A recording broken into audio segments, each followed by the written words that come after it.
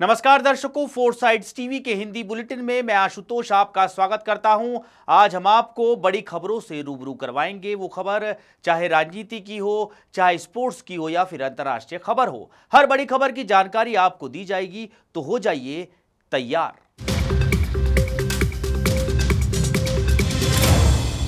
बिहार विधानसभा चुनाव के चलते आरजेडी की अगुवाई वाले महागठबंधन के साथ कांग्रेस विधानसभा चुनाव लड़ने के लिए तैयार है, लेकिन सीट शेयरिंग और सीएम के चेहरे को लेकर गठबंधन के बीच कशमकश बनी हुई है। इस बीच राहुल गांधी और तेजस्वी यादव की 15 अप्रैल को मीटिंग हुई, जो कि सीएम फेस की चर्चा को लेकर काफी अहम मानी जा रही थी।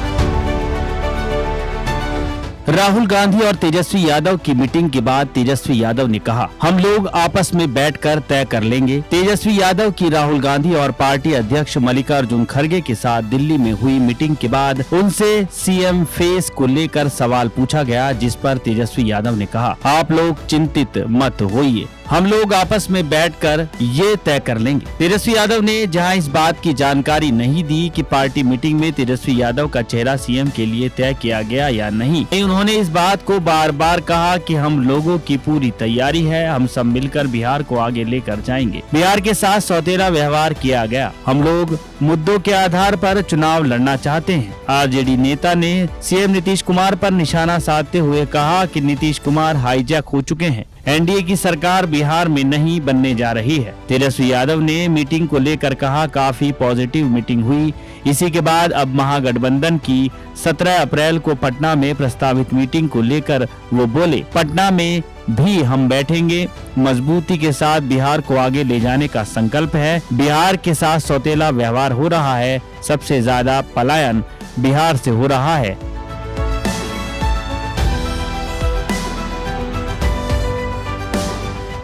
साथ ही तेजस्वी यादव ने कहा, अगली बैठक 17 तारीख को पटना में होगी, आगे की रणनीति वहां तय होगी।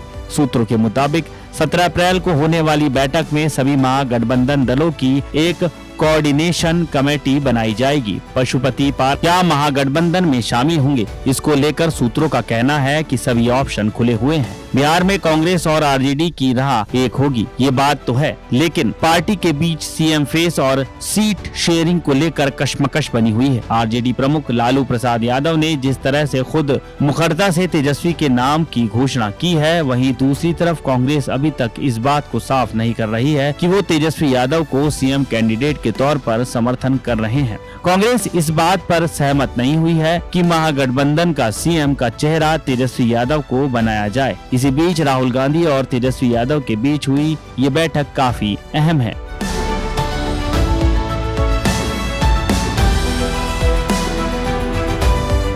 कांग्रेस सांसद प्रियंका गांधी के पति बिजनेसमैन रॉबर्ट वाड्रा को प्रवर्तन निदेशालय ने समन भेजा है। रॉबर्ट वाड्रा को लैंड डील मामले में पीएमएलए के तहत ईडी का समन भेजा गया है। इससे पहले 8 अप्रैल को भी बुलाया गया था, पर वाड्रा पहुंचे नहीं थे। ईडी की तरफ से जारी नए समन में 15 अप्रैल को हाजिर होने के आदेश दिए गए थे, जिसके बाद वाड्रा ईडी के ऑफिस पहुंच गए।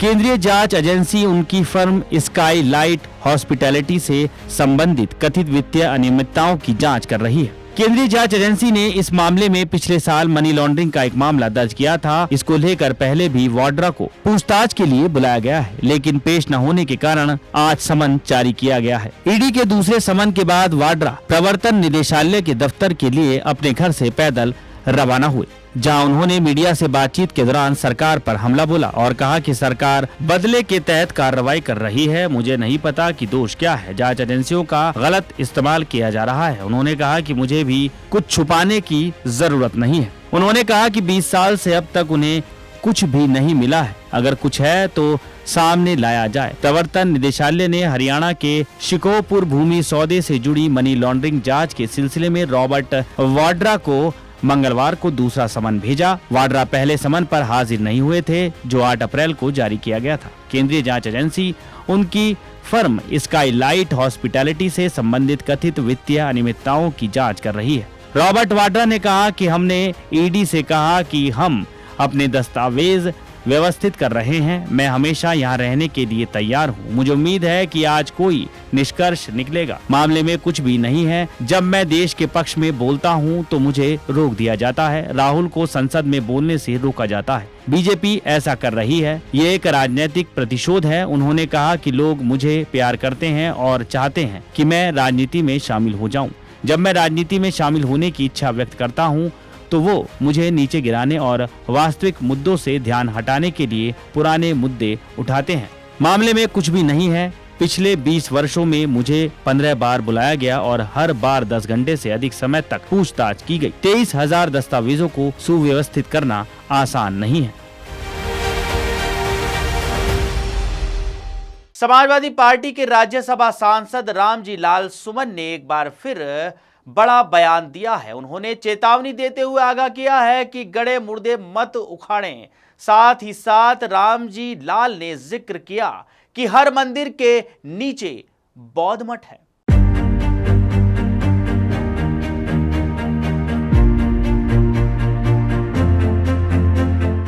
सपा नेता राणा सांगा पर अपनी टिप्पणी को लेकर सुर्खियों में आई थी, जिसके बाद जमकर बवाल हुआ और उन्होंने अपने बयान पर माफी मांगने से भी इनकार कर दिया था। आगरा में सपा सांसद रामजी लाल सुमन ने करणी सेना को चेतावनी दी है। उन्होंने कहा कि 19 अप्रैल को पार्टी अध्यक्ष अखिलेश यादव आगरा आ रहे हैं। मैं उन लोगों से कहना चाहता हूं कि मैदान तैयार है, 2-2 हाथ होंगे। तुम ये कहोगे कि हर मस्जिद के नीचे एक मंदिर है, तो फिर हमें कहना पड़ेगा कि हर मंदिर के नीचे एक बौद्ध मठ है। राज्यसभा सांसद रामजी लाल सुमन अभी हाल ही में करणी सेना के विरोध और धमकियों के मद्देनजर अपने और अपने परिवार के लिए सुरक्षा की मांग करते हुए इलाहाबाद हाईकोर्ट का दरवाजा उन्होंने खटखटाया है। सुमन ने अपने बेटे और पूर्व विधायक रणधीर सुमन के साथ मिलकर एक याचिका दायर की है, जिसमें 26 मार्च को आगरा में उनके आवास पर हमला करने वालों के खिलाफ केंद्रीय सुरक्षा और सख्त कानूनी कार्रवाई की मांग की गई है। ये हमला राणा सांगा पर उनकी टिप्पणी के बाद हुआ है, जिसमें उन्होंने कथित तौर पर ऐतिहासिक राजपूत राजा को गद्दार कहा था। उनके बयान के बाद कई संगठनों की ओर से विरोध प्रदर्शन की अपील की गई। आगरा में रामजी लाल सुमन के घर के बाहर भारी पुलिस बल तैनात किया गया। वहीं करणी सेना समेत इन संगठनों ने सुमन के घर के बाहर विरोध प्रदर्शन किया था, जिसके कारण पुलिस के साथ टकराव हुआ था। विवाद की शुरुआत 21 मार्च को राज्यसभा में दिए गए भाषण से हुई, जिसमें सुमन ने कहा भारतीय मुसलमान मुगल सम्राट बाबर को अपना आदर्श नहीं मानते। उन्होंने स्पष्ट किया कि वो पैगंबर मोहम्मद और सूफी परंपरा का पालन करते हैं। हालांकि एक विवादास्पद बयान में उन्होंने 16वीं शताब्दी की शुरुआत में इब्राहिम लोदी के खिलाफ बाबर के साथ राणा सांगा के ऐतिहासिक गठबंधन का जिक्र किया और सांगा की देशभक्ति पर सवाल उठाया। उन्होंने कहा बीजेपी नेता अक्सर दावा करते हैं कि मुसलमानों में बाबर का डीएनए है, लेकिन बाबर को भारत में किसने बुलाया? राणा सांगा ही उसे इब्राहिम लोदी को हराने के लिए लाए थे। इस तर्क से अगर मुसलमान बाबर के वंशज है तो आप भी राणा सांगा के वंशज हैं, जो एक गद्दार था।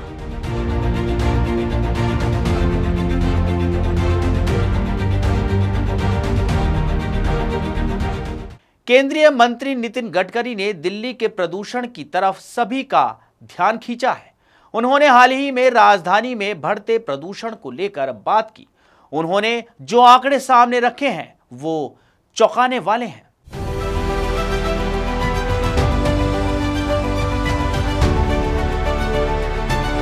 केंद्रीय मंत्री नितिन गडकरी ने कहा कि दिल्ली में प्रदूषण बहुत ज्यादा है। उन्होंने प्रदूषण से बढ़ती परेशानियों को लेकर कहा, अगर आप 3 दिन दिल्ली में रहेंगे तो आपको कोई न कोई संक्रमण हो ही जाएगा। केंद्रीय मंत्री ने कहा, मेडिकल रिपोर्ट के मुताबिक दिल्ली में प्रदूषण की वजह से एक नागरिक की औसत आयु 10 साल कम हो रही है। गडकरी ने दोनों महानगर दिल्ली और मुंबई का जिक्र करते हुए कहा है कि दिल्ली और मुंबई दोनों ही प्रदूषण को लेकर रेड जोन में है। नितिन गडकरी ने इस बात पर जोर दिया कि पर्यावरण संबंधी चिंताओं का तत्काल समाधान किया जाना चाहिए। मुंबई में एक इवेंट में बात करते हुए उन्होंने प्रदूषण को लेकर बात की। उन्होंने कहा, हमने पर्यावरण के मुद्दे को गंभीरता से नहीं लिया है। गडकरी ने मुंबई को लेकर कहा, मुंबई भी रेड जोन में है, ऐसे में हवा और पानी के प्रदूषण से निपटना होगा। दिल्ली में अच्छे रोड बन रहे हैं, द्वारका एक्सप्रेसवे बनकर तैयार हैं। उन्होंने कहा, हम लगभग 22 लाख करोड़ रुपए मूल्य का जीवाश्म ईंधन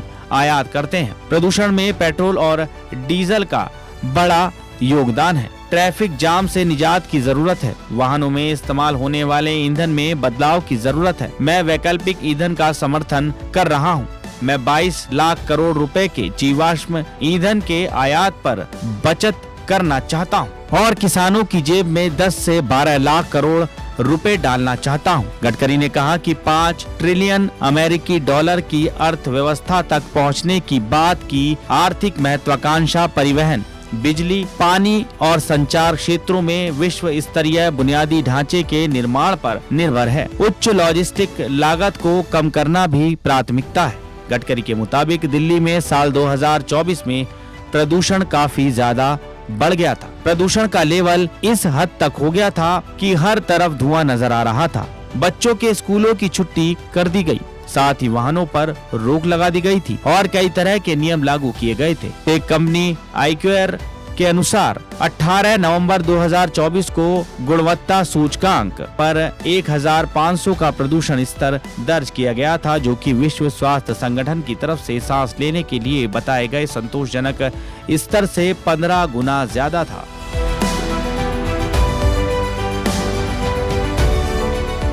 राजस्थान के राजनीति जगत में हलचल मचाते हुए ईडी ने पूर्व मंत्री और कांग्रेस नेता प्रताप सिंह खाचरियावास के ठिकानों पर छापेमारी की है। इस कार्रवाई का संबंध चर्चित PACL चिटफंड घोटाले से है, जिसने देश भर में बड़ी संख्या में निवेशकों को प्रभावित किया था।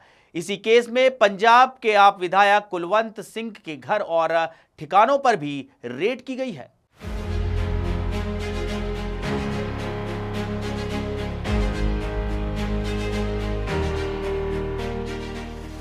सूत्रों के मुताबिक ईडी खाचरियावास की इस स्कीम में कथित भूमिकाओं की जांच कर रही है। उन पर आरोप है कि उनका इस स्कीम से जुड़ाव रहा है और उन्हें इससे लाभ मिला है। ईडी की रेड पर कांग्रेस नेता खाचरियावास ने कहा, सरकारें बदलती रहती हैं, जमाना बदलेगा। जिस दिन राहुल गांधी सत्ता में आएंगे उस दिन क्या होगा इसका अंदाजा लगा लो। बीजेपी ने ये कार्रवाई शुरू की है, हम भी बीजेपी के लोगों के खिलाफ यही करेंगे। कांग्रेस नेता के घर ईडी रेड पर राजस्थान सरकार के मंत्री जोगाराम पटेल ने कहा, हम किसी को टारगेट नहीं कर रहे हैं। ईडी एक एजेंसी है, कानून के हिसाब से काम करती है। हम एजेंसी पर कोई दबाव नहीं डालना चाहते हैं। ईडी कानूनी कार्रवाई कर रही है, प्रताप सिंह को सहयोग करना चाहिए। ये मामला सबसे पहले 2011 में जयपुर के चौमू थाने में दर्ज किया गया था। इसके बाद से PACL कंपनी पर देश भर में कई मुकदमे दर्ज हुए। कंपनी का आरोप है कि उसने रियल एस्टेट में निवेश के नाम पर करोड़ों लोगों से निवेश करवाया और फिर उनकी रकम वापस नहीं लौटाई। अकेले राजस्थान में करीब 28 लाख निवेशकों से 2850 करोड़ रुपए जुटाए गए थे। केंद्रीय एजेंसी ने राजस्थान के अलावा पंजाब में भी छापेमारी की है और यहाँ आम आदमी पार्टी के नेता कुलवंत सिंह के ठिकानों पर सर्च अभियान चलाया जा रहा है। विधायक कुलवंत सिंह के घर के साथ साथ पंजाब भर में उनसे जुड़े कई ठिकानों पर छापेमारी की गई है। पंजाब के सबसे अमीर विधायक कहे जाने वाले सिंह छापेमारी के दौरान घर पर नहीं थे, लेकिन उनके परिवार से पूछताछ की गई। PACL के इस घोटाले में देश भर से 5.85 करोड़ लोगों ने 49,100 करोड़ रुपए का निवेश किया था। 2014 में नियामक संस्था सेबी ने कंपनी की स्कीम्स को अवैध घोषित कर दिया। इसके बाद कंपनी का कारोबार बंद करवा दिया गया। 2016 में सुप्रीम कोर्ट ने CJI RM लोढ़ा की अध्यक्षता में एक कमेटी का गठन किया और कंपनी की संपत्तियों की नीलामी कर निवेशकों को उनके पैसे लौटाने का आदेश दिया। सेबी के आकलन के मुताबिक PACL की संपत्तियां 1.86 लाख करोड़ की हैं, जो निवेश की गई राशि से कहीं अधिक है। अब ईडी की जांच में उन लोगों और अधिकारियों की पहचान की जा रही है जिन्होंने इस घोटाले से डायरेक्ट या इनडायरेक्ट रूप से लाभ उठाया।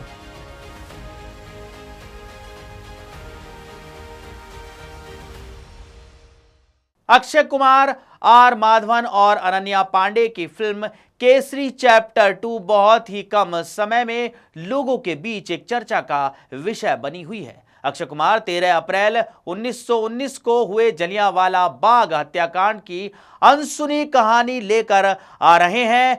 इसे लेकर अब पीएम मोदी ने भी बड़ा बयान दे दिया है।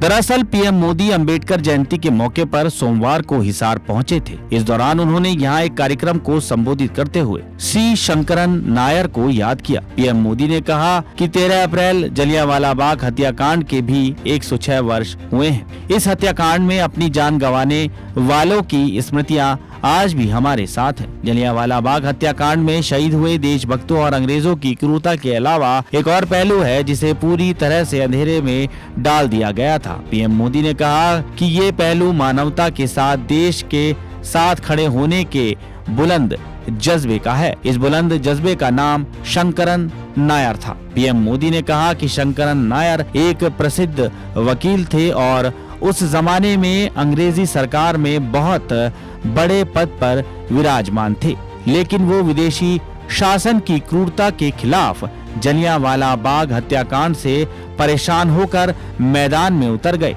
उन्होंने अंग्रेजों के खिलाफ आवाज उठाई। उन्होंने उस बड़े पद को लात मारकर छोड़ दिया जो जलियांवाला बाग हत्याकांड का केस अपने दम पर लड़े। अंग्रेजी साम्राज्य को हिलाकर रख दिया। यही स्पिरिट हमारी आजादी की लड़ाई की असली प्रेरणा है। आज यही प्रेरणा विकसित भारत की यात्रा में बहुत बड़ी ताकत है। पीएम मोदी के बयान पर एक्टर अक्षय कुमार ने कहा कि महान सी शंकरन नायर और हमारे स्वतंत्रता संग्राम में उनके योगदान को याद करने के लिए प्रधानमंत्री का धन्यवाद। ये बहुत महत्वपूर्ण है कि हम एक राष्ट्र के रूप में विशेष रूप से युवा पीढ़ी उन महान महिलाओं और पुरुषों को महत्व दें जिन्होंने ये सुनिश्चित करने के लिए बहादुरी से लड़ाई लड़ी कि हम एक आजाद देश में सांस लें। हमारी केसरी अध्याय 2 सभी को ये याद दिलाने की कोशिश कर रही है कि हमें अपनी स्वतंत्रता को कभी भी हल्के में नहीं लेना चाहिए। अक्षय कुमार फिल्म में सर सी शंकरन नायर की भूमिका निभा रहे हैं, जो एक सिविल राइट्स वकील और भारतीय राष्ट्रीय कांग्रेस के पूर्व अध्यक्ष थे। वो जलियांवाला बाग हत्याकांड के बाद ब्रिटिश हुकूमत को चुनौती देने वाले एक अहम शख्स थे। ये फिल्म बड़े पर्दे पर 18 अप्रैल को रिलीज होगी।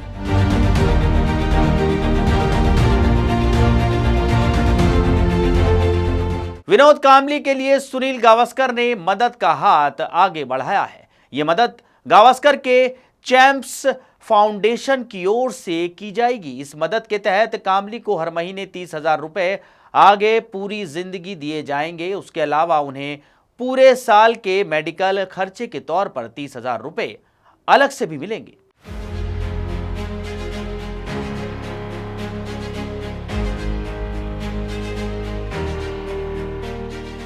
सुनील गावस्कर के चैम्प्स फाउंडेशन की शुरुआत 1999 में इसी मकसद के साथ हुई थी कि उससे जरूरतमंद इंटरनेशनल क्रिकेटरों को मदद की जाएगी। TOI की रिपोर्ट के मुताबिक विनोद कांबली को हर महीने 30,000 रुपए फाउंडेशन की ओर से देने की प्रक्रिया को 1 अप्रैल से ही शुरू कर दिया गया है। 53 साल के कांबली आगे अब जब तक जिंदा रहेंगे उन्हें ये पैसे मिलते रहेंगे। इसके अलावा उन्हें 30,000 रुपए का सालाना मेडिकल खर्च जो मिलेगा वो अलग से होगा।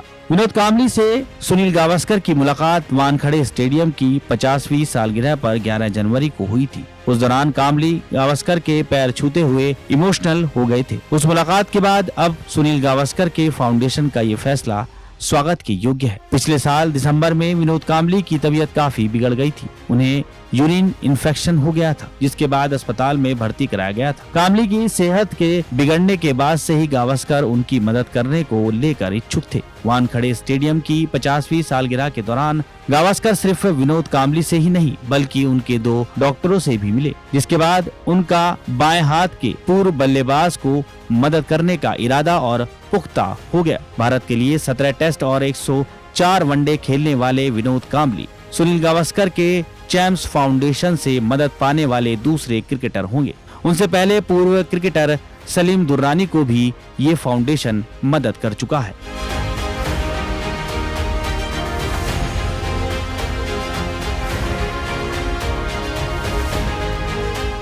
तो दर्शकों, हिंदी के बुलेटिन में आज इतना ही। आप बने रहिए हमारे साथ, देखते रहिए 4 साइड्स टीवी।